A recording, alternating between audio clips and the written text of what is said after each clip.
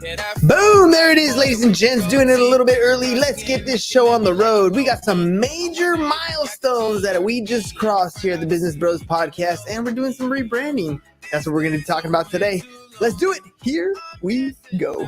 Shut up and sit down. Look, a business can give you everything you want in life. Prestige, wealth, freedom. It can also take everything away from you. This show is for those who are willing to take that risk.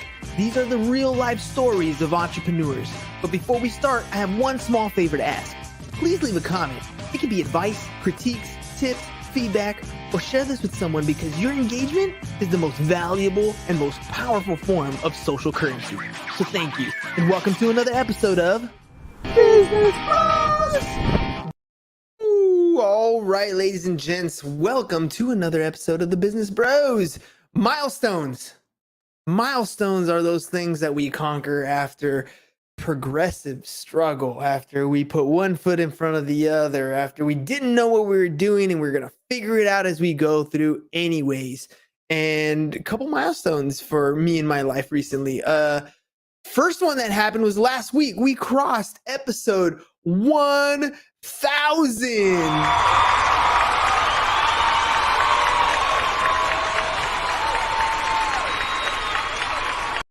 Yep, thank you. And hopefully for these thousands episodes. Are you not entertained? Is this not why you are here? Exactly, right? I mean, we've had some fun. 1,000 episodes. We've interviewed over 750 entrepreneurs. It's been one amazing ride. And I've learned so much along the way. Everything from how we create our content to putting on a great show, and even being able to communicate and learn from the people that have been on the show. So we've done 1,000 episodes. That was the first milestone that we've come across. And that was super amazing for us, for me specifically. 1,000. I mean, how many times have you done things and you've stuck to it? When we first started on this show, we decided, I dragged James into it and I told him we were going to do this for 3 years, 5 days a week. And he committed to that. But I continued to move forward. And after 1,000 episodes, we're going to hit a rebrand. We're going to do a couple things a little bit different on the Business Bros. And I'll tell you about that here in a second. So 1,000 episodes, right? There are a lot of things that you would love to accomplish in your life. And in order for you to do those things, you need to get better and improve. In class, you guys know I teach high school, 17-year-old high school students, a course called Financial Algebra. And part of the rebrand that we're doing here is I am shifting the time frame in which we do the podcast, and I'm bringing this show into the classroom. So if you're trying to select a date, for example, to be on the show, first of all, it's 10 weeks out, right? So we're booking into October at the moment. And if you're going to book a date, you're going to notice some different time spots. They're not going to be at 4 p.m. Pacific Standard Time anymore. They're going to be earlier in the day, and you have different spots to pick from because the interview is going to happen in my classroom. Plus side, you're going to have a live studio audience to listen to your episode. You're going to have real ambitious 17-year-old people who are anxious to get into that entrepreneurial space, asking you as the entrepreneur who's on the show all about the life that you lead as an entrepreneur. They might ask you questions about what you were like as a high school student. They might ask you questions about your particular business. Maybe they have an intrigue, but I think it would be so valuable for my students to be able to interact with the entrepreneurs that I have on the show. So we're rebranding and we're going to be Business Bros Classroom. And it's really cool because of the stuff that I'm planning on doing inside the classroom, stuff that's already started. So we started school mid-July. And if as an educator, I'm required to teach certain things because the state of California says I have to, right? I have to meet certain standards. So a major part of the class is the bookwork and the standards that we have to meet for school. But I get some flexibility, which means I get to have some creativity on the other parts of class. And so part of this rebrand is bringing the podcast into the classroom.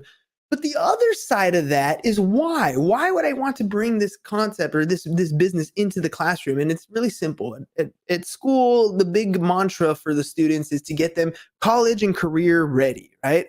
And I believe that for the most part, they're getting college ready in all their other classes, but very few of them get them career ready.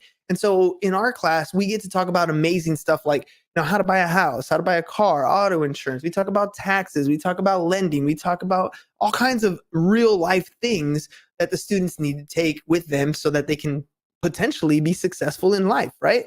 So in class, part of what we're doing is the kids are creating and building businesses. And they're not super complex businesses. I've tried it in the past. I haven't been as successful as I wanted to in the past. This time I'm doing things a little bit different. I've given them some choices, right? They really only got 3 choices in their business models. Choice number 1 is affiliate marketing. So they get to sell and market other people's products. The reason why I chose affiliate marketing versus other ones is because they don't have to build or create the product or service that they're selling. All they get to focus their attention on is on the sales and marketing side of it, but still have and learn how to generate revenue inside the classroom. I think that's phenomenal. Another business model they can use is a print on demand, very similar to affiliate marketing, where they are only focusing their attention on products or services that they can either create themselves or have somebody else print and ship the product. They don't have to do it themselves in classroom. It's only because of logistics and stuff. So those are the 2 major 2 businesses that most of the kids pick. The other one is going to be more along the lines of social media marketing, and the objective there is to get my students understanding the difference between being consumers of content and creators of content. And hopefully they can learn to become social media managers, manage some accounts, especially since for the most part, most of you entrepreneurs who come on the show, you guys are looking for exposure. That's the reason why you're on the show. And social media is one of those ways that we can enhance your exposure. We already do social media management here on the Business Bros podcast. Why not train my students to learn some of the same things that we're already implementing? So it's super cool. That's the rebrand that we're moving. We're moving things into the classroom. Plus, all and everything that we do outside of the classroom now joins with the things that the kids are learning inside the classroom. Downside, I don't get the background anymore. I got a pretty cool backdrop that's been developed over the last 4 years of doing the podcast. All the cool swag that's on the wall is from guests that have been on the show. So it's super cool to have stuff back here. The background in my classroom, probably not so cool, but maybe we'll work some stuff up to help there. So those are the 3 business models. So they can do affiliate marketing, they can do print on demand, they can be social media managers. And then for the kids that really don't jive with that, right? They're going to work for me. And what they're going to end up doing is documenting the process that we're creating in the classroom. So they get to document me interacting with the groups that are building their businesses. They get to record and document the kids as they develop their ideas in their businesses, as they try different types of content, as they fail and when they create content and nobody sees it, nobody looks at it, no sales are made. But at the same time, they also get to document all the cool stuff that happens. That's like the first time the kids make a sale, or when they have a big win, they create a content piece that maybe goes viral or gets a couple thousand views, or all these different things that happen in a business, the ups and the downs. That other team that doesn't really want to get involved, that's going to be their job, and documenting the process. So it's super cool to be able to see this stuff. And I know throwing some red flags up there, right? Because most teachers don't open their classroom to the outside world seeing what's going on. And I'm definitely going to be doing that. I want essentially, and this is what I pitched to my kids. I was like, look, my goal when doing this, my goal is very simple. I want to be able to point to a kid and say, see that kid right there? That kid made enough money his senior year in high school to buy his parents a house. That kid over there, he made enough money in his senior year to buy his car. Or that kid over there, he made enough money his senior year to pay for his entire college tuition. Like, that's the vision that I have for my students. Why wait until after graduation for them to learn how to be entrepreneurs when we can teach them right there in the classroom, to give them the opportunity to have that extra bit of income, that side hustle, and most of all, to develop a skill that they can take with them. I mean, we're building little companies in the classroom. There's no reason why at the end of the semester or at the end of the year, they can't take this little business that they created and take it with them, right? Continue to work on these projects, or walk away and cash out and have something to stand for other than the letter grade. I just feel it's so powerful when the kids are actually doing the work and interacting with whatever the scenario is, so that they have an outcome that they can measure, that they can be proud of, that they can utilize, right? Grades are cool. Grades are great. They get good grades in the classroom. They get different awards in school, gives them the opportunity to go to college, but not all kids are heading that route. And so this gives us an opportunity to create something new and innovative and different and real in the classroom. I mean, I remember growing up, we had home ec and auto shop and wood shop and all kinds of different things that you can do in classroom to learn real skills that were applicable in real life. But today, you don't really have those opportunities as much, at least not at our school. They have, they have great medical pathways and certain programs for students and athletes. And our school is phenomenal. Robotics, I mean, a lot of opportunities, but this sort of stuff, not necessarily there. And I'm sure it doesn't exist at this level that I want to build it to in other schools. So if my kids are able to do it successfully in the classroom and I can document the process, then it's not just something that benefits our students in my classroom. It's something that can potentially benefit anyone who's looking to become an entrepreneur, to see these things go through. And so I'm talking with my team here, right? My team is the kids that are working on just our documentation process. And the scenario we came up with is this is the Business Bros Classroom class of 2023. And it's going to be filmed based on, this, by the way it's going to be filmed and the way it's going to be designed is all based on how the kids decide to do it. And so they're thinking reality TV, right? That's how they envision it. And it gives them a good idea as how they want to document this process, how they're going to create some content pieces. And some of the skills that we're learning are super impressive, I think anyways. For example, this week, the kids have put together their teams, their corporations. They've gone through their articles of incorporation, so they understand a little bit about contracts and stuff. And today's Monday. So today we sat down and we went through Monday goal setting. Again, a practical skill that you can use in everyday life, not just in business, but it's definitely more beneficial in your business life if you can set goals and action plans to attain those goals and how you're going to get there. So today the activity was simple, right? After we did the bookwork, the activity was simple. You got a goal sheet.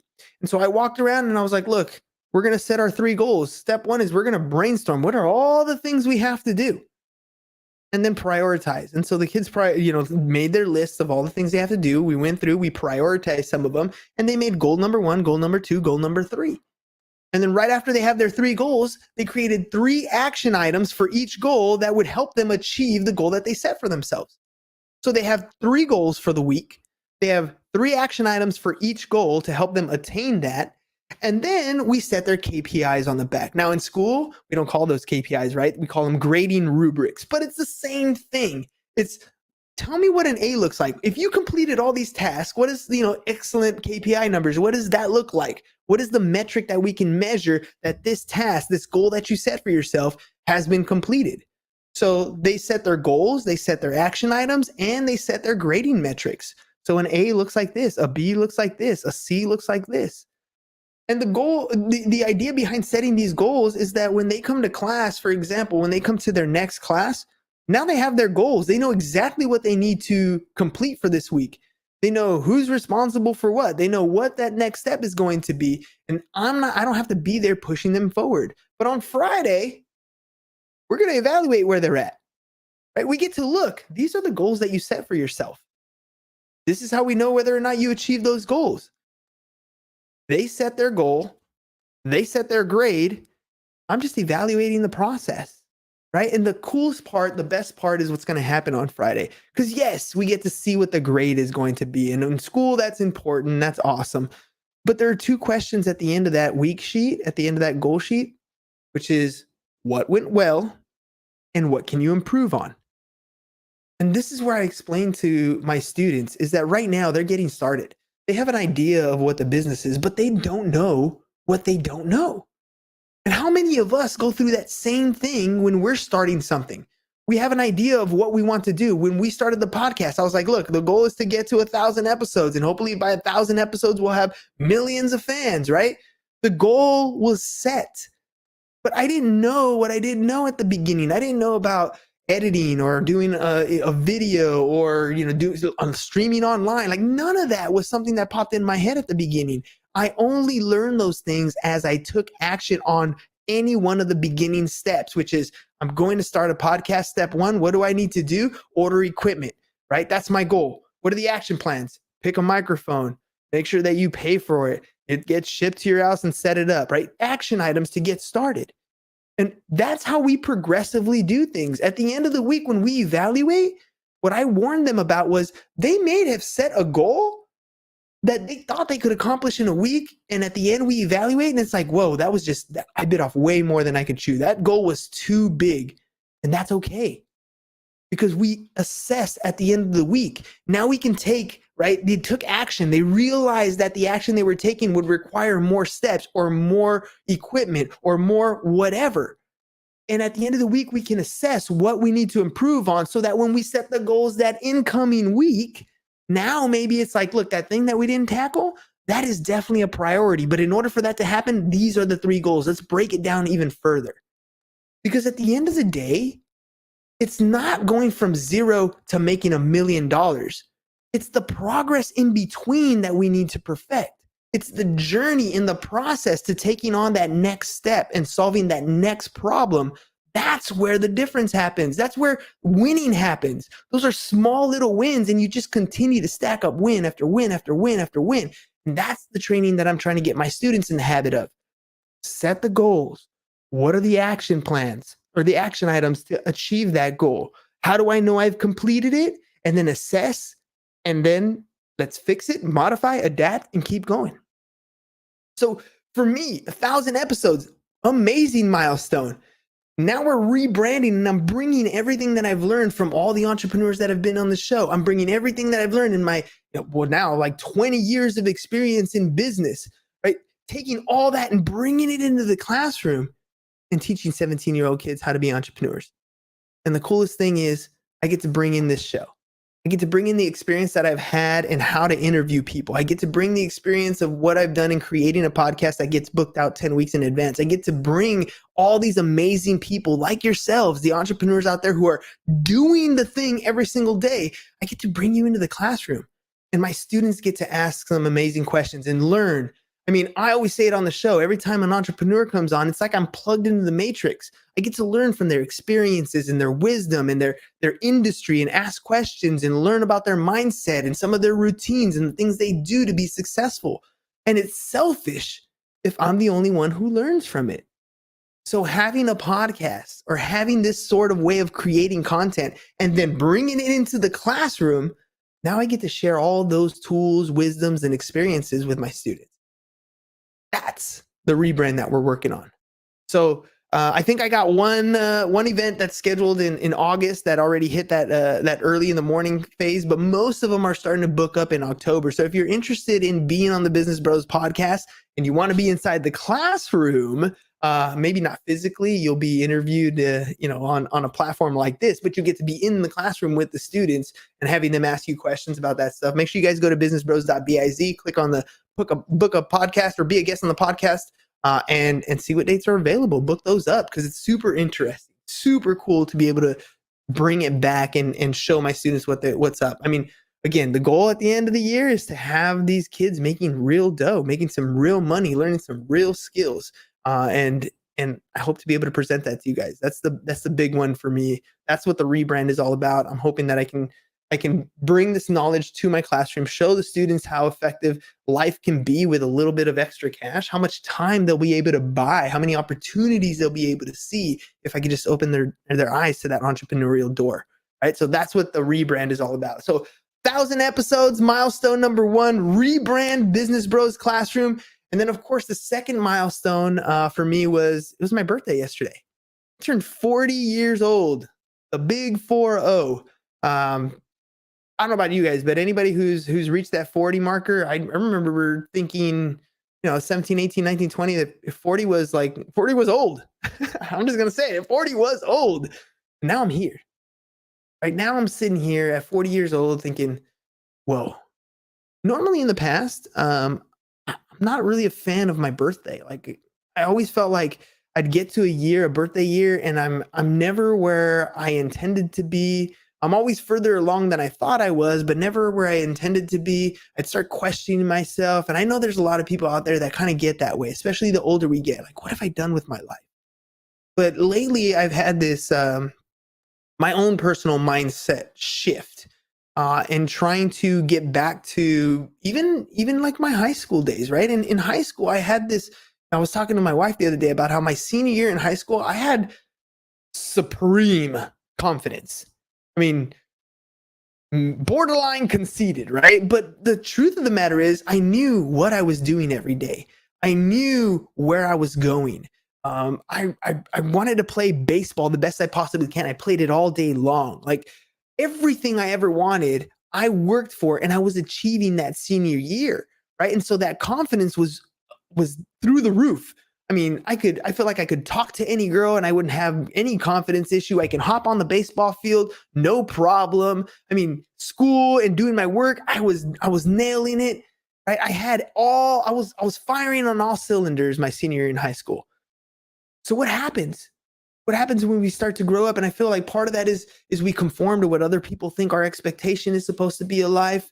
We start comparing ourselves, and especially now with social media, we're looking at other people and we're like, gosh, they have such an amazing life. And we forget that this is the life that we have, we can look at all those fabulous Instagrammable moments, but this is our life, this one that we have right here. And so for me, the work I've been doing on my own mental state is to build that confidence in myself again, right? To focus my attention on these positive things that I have in my life, the 1,000 episodes in the podcast, the lives that I get to change in the classroom, my beautiful, amazing kids that I get to spend every single day with, the wife that I have in my life that's here like to back me up and have spent the last 20 years of my life with, like all these great things that I have in my life, focusing my attention on the positive versus on the things that you don't have. And it really comes down to that one thing. And I listen to this almost every morning. It's Earl Nightingale's Strangest Secret. But the gist of it is you become what you think about. Like your mind has such rich nutrients like soil that if you plant any negative seeds, it will nourish those negative seeds and sprout out things in a negative way, negative feelings, negative thoughts. That whole idea of you just don't have enough, scarcity, right? If you allow those thoughts in your mind, that's what you're going to put out. So I'm mentally trying to make sure that I block out any negativity that I possibly can in my life, that I wake up every day and I have the same routine. I cross the 40-year threshold and I'm in the best physical shape I've ever been in my entire life. Because I'm changing that mindset of, I can't afford it? No, hell no. I'm gonna afford it. I'm going to get that. Right? I'm not in good shape. No, I am in good shape. I'm not a morning person. No, I wake up in the morning, early in the morning. Like I am fill in the blank versus I wish I was, or someday maybe, or I could possibly get there. No, I am. I am is the mindset that I've been shifting my own self to focus my attention on what I believe. Like I know I can achieve that thing. There's nothing that's going to stop me from getting in the way. And for me, the big thing right now is the rebrand. I know that I can take my skills and apply them in the classroom and teach my students how to be successful entrepreneurs. Or at least give them the opportunity to see that there's a whole other way of being successful and a whole other way of living life the way they want to on their terms because they can do it. That's the shift. That's something for me, like being 40 years old, I also really don't care what other people have to say anymore. You know, when we first started the podcast, they'd laugh at us. Now they ask us for advice. That's how the cookie crumbles, right? 1,000 episodes in, you have credibility. 40 years old, you somehow develop some wisdom. Each one of these milestones that you're crossing, they're big.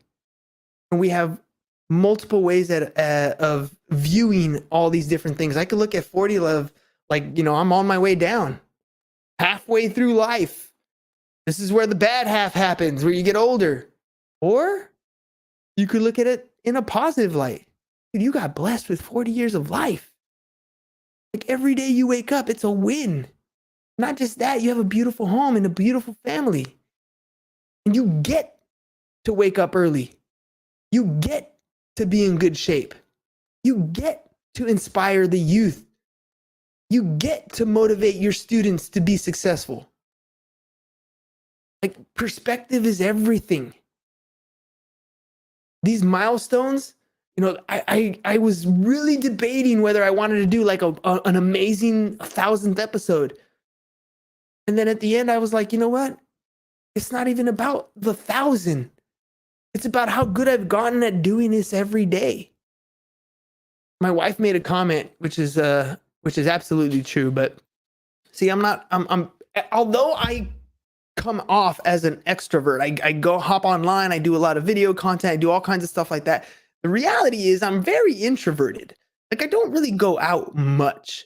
So even like doing 40th birthday party, it wasn't as like, you'd think I throw a huge party, but I didn't. This is something really small, right? And my wife was like, you're not really big on decorations. You're not big on that. She said, I bet you probably would just prefer that if people came over, had a good time, and then they did business with your taco buddies, like that would work out. That's the ideal party for you. And she's absolutely right.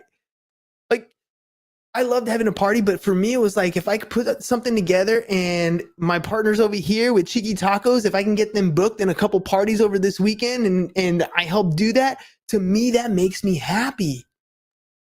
Right? To watch and help other people succeed, to help build Cheeky Tacos and help them get bookings and build a business where they can have their own life and control of their own finances. To help Dignified Memories is another one of our clients, to grow another business from scratch and give them the opportunity to take control of their own finances. A couple $100 a month from a side hustle could be the difference between paying a car payment, paying your rent, or just having that, weight lifted off your shoulders, because that couple $100 can make a difference if you knew how to earn it, if you knew how to develop it. But most people just weren't taught.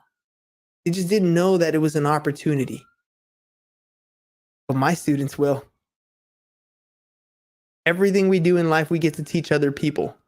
I'm looking forward to teaching everything I've learned through my own experience in business, through 1,000 episodes and interviewing the entrepreneurs here on this space.